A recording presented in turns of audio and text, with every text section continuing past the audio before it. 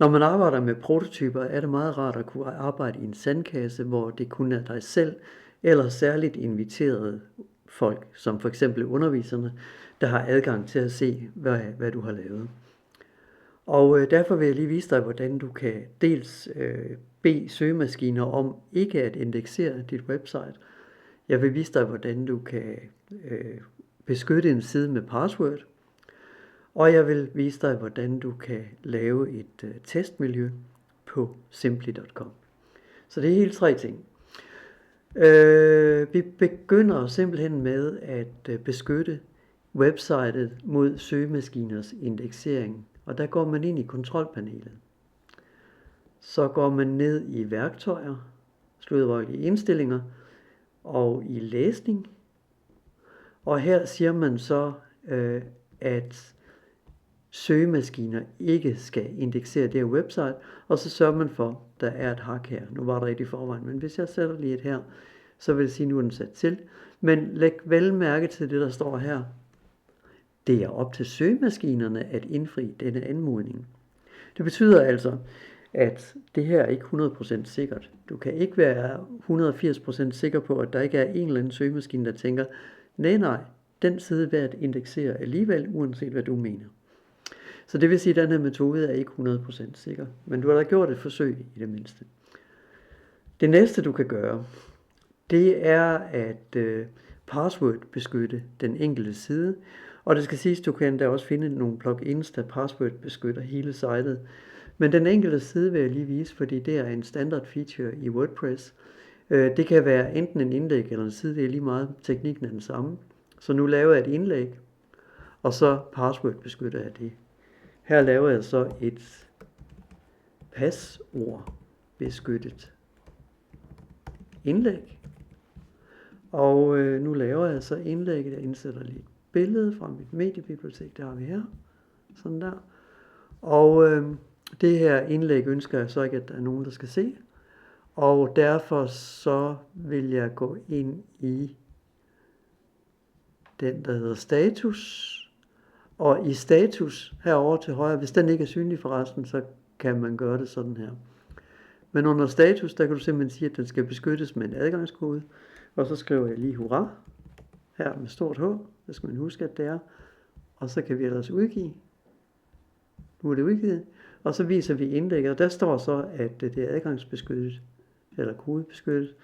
Så skriver jeg lige hurra her med stort H, og går ind. Og så er vi inde i siden her. Og Google synes lige, den skal gemme mit password. Det synes jeg ikke, den skal. Men det her, det er så den næste metode. Det er altså, at de enkelte sider kan password beskyttes. Den sidste metode, jeg vil vise her, det er, at du kan gå ind på Simply og lave et testmiljø.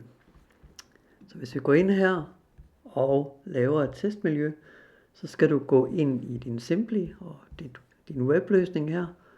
Du går ind i WordPress. Og der vil du så kunne se, at man kan oprette nogle forskellige testmiljøer her. Du kan se, at jeg har en her i forvejen, men det du gør, når du vil lave det, det er, at du klikker på denne her, der hedder kopier til testmiljø. Den her.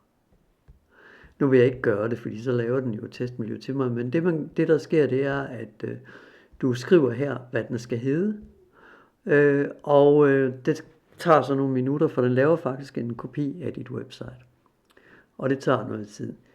Men du kan se her, at hvis jeg åbner den her, så kommer jeg ellers ind i testmiljøet. Der kan du se, at jeg har virkelig hærget tingene. Og det her er jo min woot.tot. Den ser sådan her ud i virkeligheden. Og det vil sige, at testmiljøet, det er noget, hvor jeg kan lege, og jeg kan eksperimentere med ting.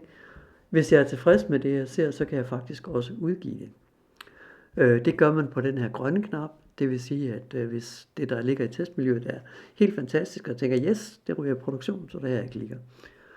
Og ellers så kan man gå ind i en administrationspanel, og her kan man jo så ellers sige, nu håber jeg, det er det rigtige password, jeg har her. Det kan jeg ikke huske, om det er. Får vi lige se, om det er det. Ja, det er det. Så nu er jeg så inde i kontrolpanelet, hvor jeg kan lave ting. Og der er det altså kun administratorer, der har adgang. Hvis du afleverer sådan en løsning, der ligger i et testmiljø, så skal du aflevere linket til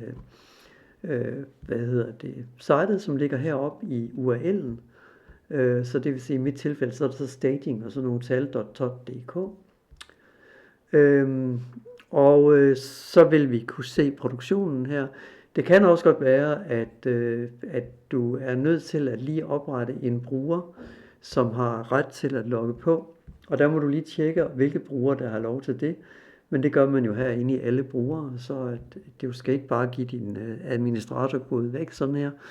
Men lav en bruger, som må gå ind og få adgang til sitet her, for det er altså lukket for omverdenen. Så på den her måde kan du fuldstændig beskytte og arbejde helt diskret bag ved kulisserne. Jeg vil helt klart anbefale den sidste metode her, som jeg har vist, nemlig at arbejde med et testmiljø.